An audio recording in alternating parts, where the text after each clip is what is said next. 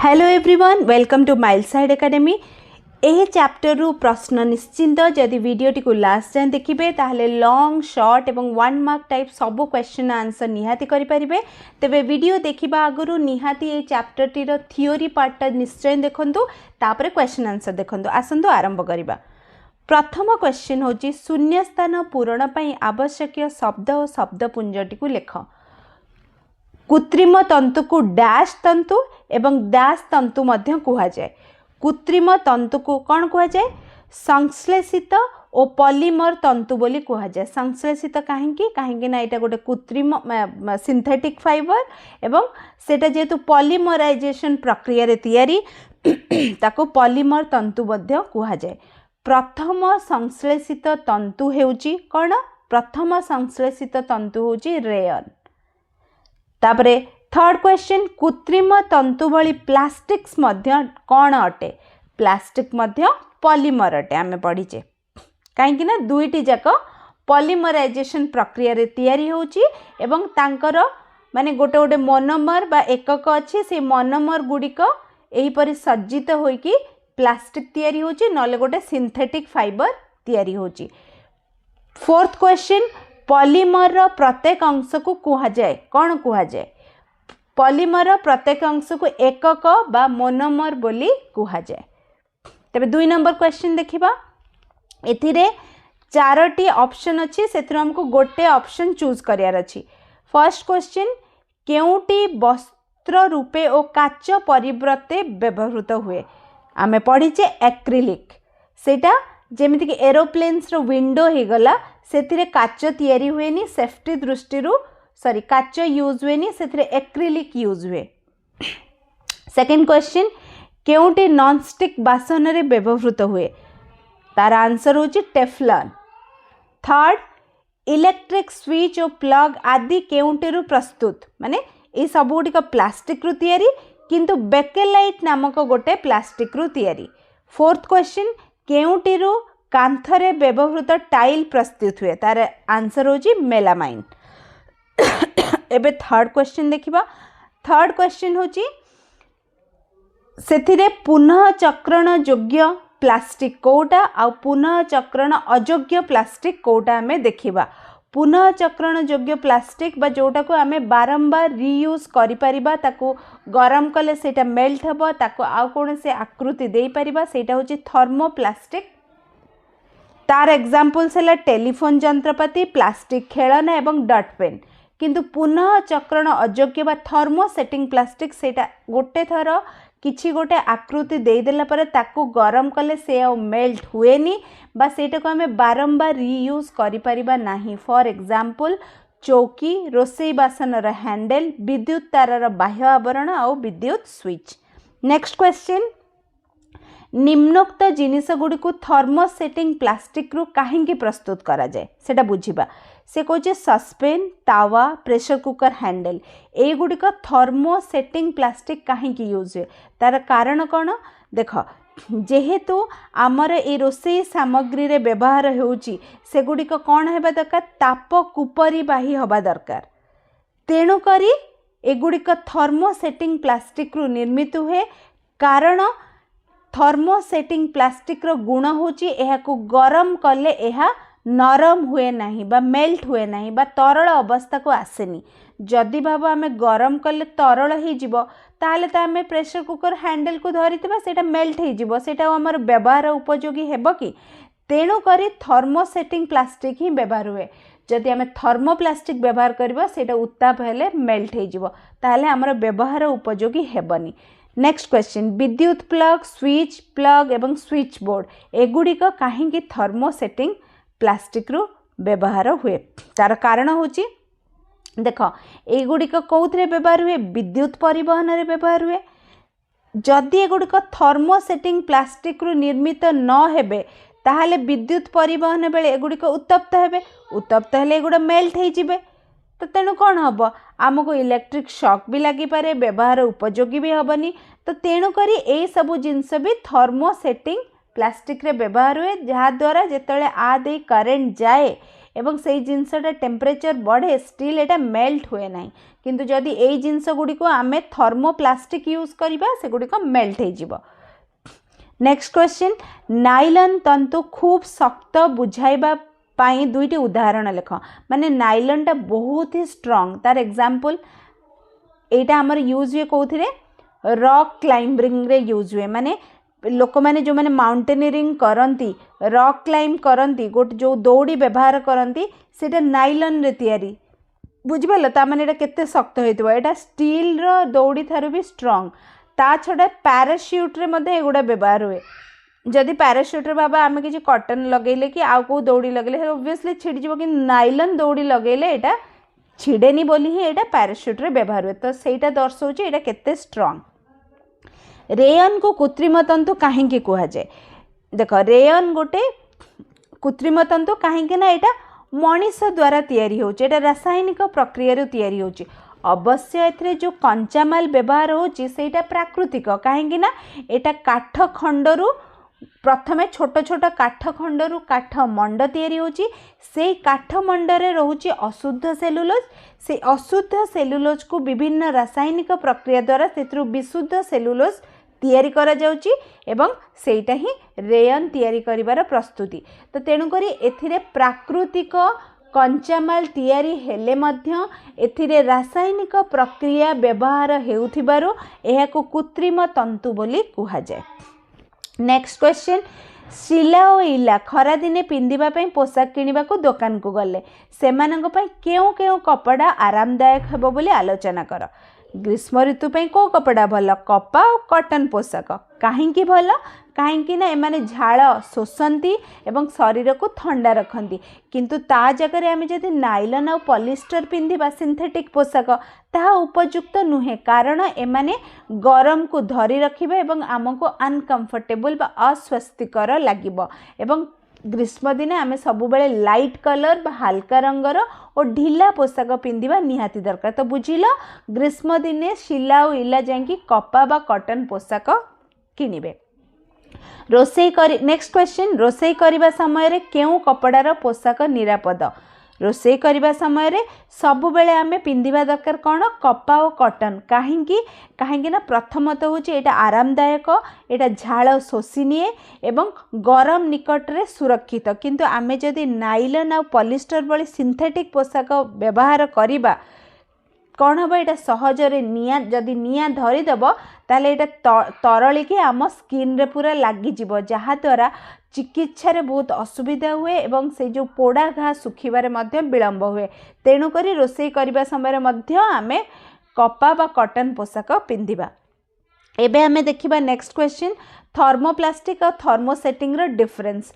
प्रथम डिफरेंस होची थर्मोप्लास्टिक को गरम कले एटा नरम हो जाए एवं कठिन कले आउ थरे ठंडा हो जाए किंतु थर्मोसेटिंग प्लास्टिक गरम कले एटा नरम हुए नहीं किंबा तरल अवस्था को आसे नहीं। थर्मोप्लास्टिक देखिबा माने ताको बारंबार तरल दे जाई परिबो एवं पुनः आकार दिया जाई परिबो किंतु थर्मोसेटिंग प्लास्टिक को आमे पुनः आकार देई परिबानी माने सेटा बारंबार यूज हेई परिबनी काहेकि ना गरम कले सेटा तरल नहीं। थर्मोप्लास्टिक नेक्स्ट देखिबा पुनः चक्रित करा जाय परबो रिसाइक्लेबल जेहेतु एटा गरम कले तरली पारुची आमे ताको जे कोनोसी शेप देई परिबा किंतु थर्मोसेटिंग प्लास्टिक नॉन रिसाइक्लेबल माने आउथरे रियूज करि हबनी काहेकि ना सेटा गरम कले मेल्ट होनी सेथि पई। थर्मोप्लास्टिक जनरली नरम आउ सेटा फ्लेक्सिबल किंतु थर्मोसेटिंग प्लास्टिक टा कठिन साधारण हार्ड एंड रिजिड तो थर्मोप्लास्टिक कौथरे व्यवहार हुए प्लास्टिक बैग बोतल पाइप ए सब जिनस तैयारी करिया को व्यवहार हुए। थर्मोसेटिंग प्लास्टिक आमे जेमते पढ़िले स्विच हैंडल वैद्युतिक फिटिंग ए सब रे व्यवहार हुए। थर्मोप्लास्टिक रो एग्जांपल कोन polythene PVC polystyrene thermocol acrylic एवं टेफ्लॉन। थर्मोसेटिंग प्लास्टिक रो एग्जांपल कोन बैकेलाइट मेलामाइन एवं फॉर्मिका एवं थर्मोप्लास्टिक रे एपली रैखिक एकक सज्जा बा लिनियर स्ट्रक्चर थाए मोनोमर गुड़िक बा एकक गुड़िक एमती लिनियर स्ट्रक्चर थांती किंतु थर्मोसेटिंग प्लास्टिक रे माने गोटे तीनटा दर एमती लिनियर स्ट्रक्चर अछि से माने पुनी क्रॉस लिंक्ड हेतिबे सेति पई एहा को कोन कुआ जाय सेति पई एटा माने बहुत हार्ड और रिजिड आको गरम कले एटा तरले नाही। एबे देखिबा आमे नेक्स्ट क्वेश्चन जैव अवक्षय योग्य पदार्थ एवं जैव अवक्षय अयोग्य पदार्थ बा बायोडिग्रेडेबल एवं नॉन बायोडिग्रेडेबल। बायोडिग्रेडेबल कौन? बायोडिग्रेडेबल बा जैव अवक्षय होची जो गुड़िक किछि सूक्ष्म जीव बा बैक्टेरिया मानक द्वारा प्राकृतिक भाव में विघटित बा डिकम्पोज हो जाए, किंतु नॉन बायोडिग्रेडेबल जदि देखिबा सेगुड़िक बैक्टेरिया बा किछि सूक्ष्म जीवों द्वारा विघटित बा डिकम्पोज हुए ना कि पचे नहीं। तो जैव अवक्षय योग्य पदार्थ बा बायोडिग्रेडेबल एटा अल्प समय मध्य पची जाए, किंतु एगुड़िक जैव अवक्षय अयोग्य जो गुड़ा सेगुड़ा बहुत दिन धरी परिवेश रुहंती। तेणुकरी बायोडिग्रेडेबल जो गुड़िक सेगुड़ा परिवेश पई कम क्षतिकारक, किंतु नॉन बायोडिग्रेडेबलटा परिवेश को प्रदूषण करे। बायोडिग्रेडेबल एग्जांपल होची खाद्य, कागज माने जो खाद्य अपचय माने खाद्य वेस्ट गुड़ा फूड वेस्ट, कागज, कपा, पत्र एगुड़िक। आउ नॉन बायोडिग्रेडेबल आसीबो एग्जांपल प्लास्टिक, काच, धातु एवं पॉलिथिन। नेक्स्ट आमे देखिबा क्वेश्चन पुनः चक्रण योग्य पदार्थ पुनः चक्रण अयोग्य पदार्थ डिफरेंस। पुनः चक्रण योग्य पदार्थ कौन? से कौन यह संग्रह करी विभिन्न रासायनिक पद्धति रे नूतन उत्पाद तैयारी करा जाय परिबो, किंतु अयोग्यटा कौन? से सहजरे याको पुनः व्यवहार बा पुनः चक्रण करा जाय परिबो नाही। तो पुनः चक्रण योग्यटा कौन? आमको प्रदूषण ह्रास करियारे सहाय्य करे ओब्वियसली, कहीं ना रिसाइक्लेबल तो आम बारंबार यूज करिपरिबा, किंतु अयोग्यटा कौन? परिवेश प्रदूषण यह मुख्य कारण। तो योग्य पदार्थ रे कौन कौन आछि? कागज, काच, धातु एवं किछि प्लास्टिक्स। आउ अयोग्य रे कौन कौन आछि? थर्मोसेटिंग प्लास्टिक्स, मैला प्लास्टिक एवं मेडिकल वर्ज्य वस्तु मेडिकल वेस्ट गुड़ी को आम रिसाइकल करिपरिबा नाही। नेक्स्ट क्वेश्चन आसुची पॉलीमर कौन? गोटे उदाहरण दे बुझाओ। पॉलीमर हेउची एक बड़ अणु जहाँ अनेक छोट पुनरावृत्ति यूनिट बा जहाँ को मोनोमर बोली कह जाए से जोड़ी तैयारी हुए। माने धर यहाँ गोटे मोनोमर हो गला, ये मोनोमर गुड़ी को जोड़ी है से गोटे पॉलीमर तैयारी करिवे। यही प्रक्रिया को से जो तैयारी हबार प्रक्रिया को कह जाए पॉलीमराइजेशन बा बहुलीकरण प्रक्रिया। पॉलीमर दुईटी शब्द रु आछि, पॉली पॉली माने अनेक एवं मेनी माने सॉरी अनेक बा मेनी, मर माने यूनिट बा एकक, एटा को एकक कह जाए एगुडी को, एवं जेहेतु एटा बहुत गुड़ा अछि आकु पॉलीमर बोली कह जाए। एग्जांपल कौन? पॉलीथिन एक पॉलीमर, ठीक अछि। एथिरे इथिलीन रो अनेक छोट अणु एकाठी मिसी एक लंबा श्रृंखल गठन करंती। नेक्स्ट क्वेश्चन देखिबा कृत्रिम तंतु उत्पादन जंगल संरक्षण सहायक कि 10टी वाक्य रे आलोचना कर। तार आंसर होछि ना। कृत्रिम तंतु उत्पादन जंगल संरक्षण रे सहाय्य करे नाही। कारण होछि कृत्रिम तंतु पेट्रोलियम एवं अन्य रासायनिक पदार्थ रु तैयारी हुए जहाँ नवीकरणीय उत्स सोर्स नुहे। ता माने कौन? देख ये जो पेट्रोलियम आउरी ता छड़ा आउरी विभिन्न रासायनिक पदार्थ रु तैयारी होछि। पेट्रोलियमटा कौन? आमको सेटा नवीकरण उत्स नुहे, माने सेटा सरी जीवो यूज हेले हेले माने एमती बारंबार जेमती आमको सूर्य जल एगुड़ा सब कौन आमको मिलूची हेडा रिन्यूएबल रिसोर्सेस आमको माने से तार रिप्लेनिश हो जीवो, किंतु पेट्रोलियम एभली गोटे जिनस जहार आम रिप्लेनिश करि परिबानी, गोटे ना गोटे दिन से सरी जीवो। आउ ए कृत्रिम तंतु गुड़िक सेमान वायु जल और माटी प्रदूषण कारण कृत्रिम तंतु उत्पादन करुवा कल कारखाना गुड़िक परिवेश को क्षति पहुँचाती। केमिति? सेमाने क्षतिकारिक गैस निर्गत करती।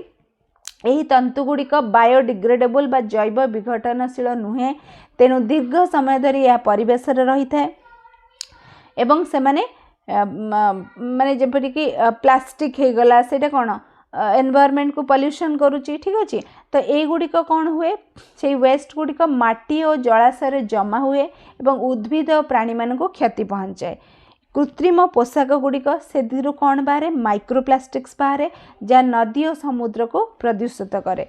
कृत्रिम तंतु द्वारा होता परिवेशगत क्षति परोक्ष भाव में जंगल को मध्य प्रभावित करे।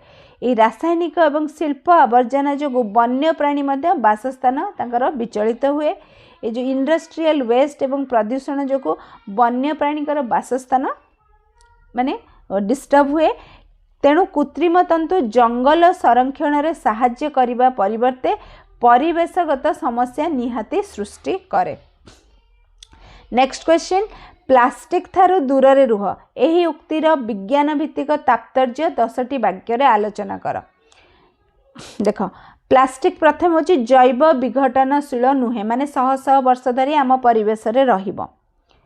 आकु जदि आमे माने विशोधन प्रक्रिया ठीक से करिबानी ताहले एगुड़िक कौन करिबो, माटी पानी एवं वायु को प्रदूषित करिबो। प्लास्टिक को जदि आमे पोड़ुचे बा रिसाइकल करिया को पोड़ुचे ताहले सेथरु विषाक्त गैस निर्गत होची, जहाँ हमको श्वासक्रिया रोग सृष्टि करिबो। ए प्लास्टिक गुड़िक अलिया ड्रेन एगुड़ा को अवरोध करे, जहाँ की वाटर लॉगिंग बा बन्यार कारण हुए, जो आर्टिफिशियल बन्या एबे होची। तो सेगुड़ा मेनली एथिपाई कहीं सब ड्रेन व्रेन रे प्लास्टिक गुड़िक गदा हो जाउची, पानी ठीक से फ्लो करूनी एवं गोटे आर्टिफिशियल बन्या तैयारी होची। बहुत पशु पक्षी मध्य प्लास्टिक को गिली दियंती, जहाँ द्वारा से आघात पाई मृत्युवरण करती। प्लास्टिक जदि आम फूड चेन रे पशुची बा खाद्य श्रृंखल रे प्रवेश करुची ताहले सेटा कौन होची, माइक्रो प्लास्टिक रे भांगी जाउची। ता माने कौन, माने फॉर एग्जांपल आमे प्लास्टिक बॉटल लु पानी पिउचे, तो प्लास्टिक बॉटलटा एमती सीना मिसुनी किंतु बहुत छोट छोट माइक्रो प्लास्टिक थाए, सेटा पानी रे मिस जाउची। से पानी को आमे पीला, आम बॉडी को गला ठीक अच्छे, पुणी आम बॉडी धर आमर डेड बॉडी पड़िला कोठी, ताकू अलग गोटे बर्ड माने खाइले डिकम्पोज करे, धर शागुणा खाइला ता देह को गला। तो माइक्रो प्लास्टिक ये फूड चेन रे निहाती भाव में जाउची। प्लास्टिक व्यवहार द्वारा आम प्लास्टिक यूटेन्सिल्स रे खाऊचे, बॉटल रे पानी पिउचे, प्लास्टिक वन यूज माने वन टाइम यूज प्लास्टिक व्यवहार करछे, तो से माइक्रो प्लास्टिक आम फूड चेन को जाउची। ता छड़ा प्लास्टिक उत्पादन जीवांश ईंधन व्यवहार करे, माने प्लास्टिक उत्पादन करिया पय हमर से जो फसिल फ्यूल्स दरकार हुए, जोटा कि हमर माने विश्व उष्णता को बा माने पूरा हमर जो अर्थ टेम्परेचर को सेटा बढ़ाऊँगी। तो तेणुक प्लास्टिक थारु आमे दूर रे रहिबा निहाती आवश्यक। नेक्स्ट क्वेश्चन देखिबा, प्लास्टिक्स मनुष्यर उत्तम बंधु किंतु परम शत्रु। तो ताकू किपरि आमे बुझिबा, देख भल बंधु कहीं ना प्लास्टिक एपरि गोटे जिनस जोटा कि बहुत लाइट वेट, बहुत शक्त एवं रिजिड एवं प्लास्टिक जल्दी करोजन हुए नहीं कि एटा क्षय हुए नहीं जल्दी, एवं प्लास्टिक एपरि गोटे जिनस आमे ताको विभिन्न आकार दे परिबा। एटा बहुत जिनस पई यूज हुए, जेमति पैकेजिंग, औषध, परिवहन, घरोई जिनसपत्र आर बहुल व्यवहार रही। प्लास्टिक खाद्य संरक्षण अपचय ह्रास कर साहाय्य करे किपरि, माने आमे आजकल गोटे एमति प्लास्टिक बर्तन में खाद्य रखी दउचे फ्रिज रे, तो सेति पई हमर कोन होची खाद्य वेस्ट रू आमे रक्षा पाउचे। एगुड़िक मध्य सिरिंज एवं आईवी ट्यूब भली चिकित्सा उपकरण रे मध्य यूज हुए। प्लास्टिक वैद्युतिक उपकरण एवं तार रे मध्य व्यवहार हुए, किंतु एटा हमर प्लास्टिक कहीं वैद्युतिक उपकरण व्यवहार हुए कहीं एटा विद्युत रो कुपरिवाही, किंतु एटा हमर शत्रु कहीं एटा बायोडिग्रेडेबल नुहे बा डिकम्पोज हबनी, बैक्टेरिया द्वारा एटा पचिबनी, एटा परिवेश रे बहुत दिन धरी जमा रहिबो, तो हमको गुरुतर प्रदूषण करिबो। प्लास्टिक को पशु पक्षी माने बाय चांस गिली देले, सामुद्रिक जीव माने गिली देले से माने मरी जिवे। प्लास्टिक को जदि जालिबा सेथुरु विषाक्त गैस निर्गत हबो, जोटा कि मानव स्वास्थ्य पय खराब। आ प्लास्टिक रो जो माइक्रो प्लास्टिक्स बाहरुची, जेंति मो एग्जांपल कहली प्लास्टिक बॉटल, से माइक्रो प्लास्टिक फूड चेन को जाउचे, माने आमे प्लास्टिक बॉटल ले पानी रखुचे, ता भितर जो माइक्रो प्लास्टिक छोट छोट माने सेटा खाली आखरे देखा जीवनी माइक्रो प्लास्टिक पूरा माने सेटा बहुत ही तार स्मॉलर साइज। तो सेटा कौन हो मनीष देह को गला, मनीष को मरीगला धर को पक्षी खाइला, पक्षी देह को गला, ठीक अच्छे। एमती आम फूड चेन रे सेटा सर्कुलेट होची। तेणुक प्लास्टिक मनीषर बंधु हेले भी यह गोटे परम शत्रु मध्य। प्लास्टिक्स को पोतीबा अनुचित एवं पोड़ीबा भी अनुचित, तार कारण कौन देख, प्लास्टिक हूँ आम जानले जैव विघटनशील नुहे बा डिकम्पोज हुए नहीं, तो तेणु माटी रे पोतीबा समय यह पचे नहीं। पोती देइथिबा प्लास्टिक माटी रे जमा हुए, यह को अनुर्वर करे, माने माटी रे जदि हम पोतीबा सेटा तो पचिबनी, डिकम्पोज हबनी, उल्टा एटा माटी को अनुर्वर करिवो। काहेकि ना भितर को पानी जाई परलानी, भितर को सनरेज जाई परलानी, भितर को न्यूट्रिएंट जाई परलानी, तो तेणु कर एटा अनुर्वर हबो। तेबे पोती दिया जाइथिबा जल माने जदि हम पोती देले सेटा जल निष्कासन को मध्य अवरोध करिवो, ता द्वारा कोन हबो वाटर लॉगिंग हबो और बन्या सृष्टि हबो। ताले प्लास्टिक जालिले कौन हम से carbon monoxide hydrogen chloride dioxin परि विषाक्त गैस निर्गत हम तेणुक जालिले मध्य यह वायु प्रदूषण सृष्टि करुच्ची एवं मानव स्वास्थ्य को क्षति पहुँचाऊँच और श्वासक्रिया समस्या मध्य बढ़ाऊँच प्लास्टिक जालिबा द्वारा धुआं निर्गत होची जहाँ हमारा अर्थ टेम्परेचर को बढ़ाऊँच पोती दि जाइथिबा प्लास्टिक रु रासायनिक पदार्थ भूत माने आमर जो ग्राउंड वाटर बा भूतल जल रे लीक होची एवं जल को प्रदूषित करुची तेबे पोती दि जाइथिबा किंबा पोड़ी दि जाइथिबा प्लास्टिक द्वारा वन्य प्राणी एवं माटी जीव मध्य क्षतिग्रस्त हुअंती पोती दि जाइथिबा किंबा पोड़ी दि जाइथिबा प्लास्टिक प्रभावशाली भाव में पुनः चक्रित हो पारिबो नै माने जदि आमे कोनोसी प्लास्टिक को पुनः चक्रित बा रिसाइकल करिया को चाहूचे जदि आमे ताको पोड़ी देबा बा पोती देबा सेटा रिसाइकल मध्य हेई पारिबो नाही तो तेणु करी आमे प्लास्टिक को पोतीबा अनुचित पोड़ीबा मध्य अनुचित। नेक्स्ट क्वेश्चन पीवीसी रो पूरा नाम कौन इंग्रजी रे एवं ओडिया रे लिख पॉलीविनाइल क्लोराइड बा पॉलीविनाइल क्लोराइड पीईटी रो पूरा नाम कौन पॉलीइथिलीन टेरिप्थालेट पॉलीइथिलीन टेरिप्थालेट। तेबे नेक्स्ट क्वेश्चन बाम पार्श्वर संपर्क को लक्ष्य करी दक्षिण पार्श्वर शून्य स्थान पूरण कर थर्मोप्लास्टिक होची रैखिक एकक सज्जा सेही परि सॉरी थर्मोसेटिंग प्लास्टिक्स होची क्रॉस लिंक्ड एकक सज्जा थर्मोप्लास्टिक होची पुनः चक्रण योग्य तो थर्मोसेटिंग प्लास्टिक्स कौन पुनः चक्रण अयोग्य। तेबे वीडियोटी एटी शेष होची वीडियोटी भल लगी लाइक करंतु एवं आगो को एपरी वीडियो देखिया को मो चैनल माइल साइड एकेडमी को सब्सक्राइब करंतु। Thank you so much.